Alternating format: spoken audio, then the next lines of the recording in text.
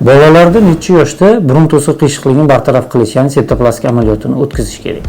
Assalomu alaykum, hurmatli kuzatuvchilar. Men Mirzayev Sunnatullo Pardayevich, Toshkent tibbiyot akademiyasi ko'p tarmoqli klinikasining kataloglar bo'limida kunduzgi shifokor vazifasida ishlayman.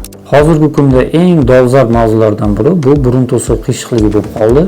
Ota-onalarda savol paydo bo'ladiki, juda ko'p murojaat bilan bizga aloqaga chiqadi. Ya'ni bolalarda necha yoshda burun to'siq qiyshiqligini bartaraf qilish, ya'ni septoplastik amaliyotini o'tkazish kerak?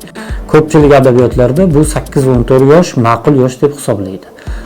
Lekin shunday holatlar borki, majburiy holatlar.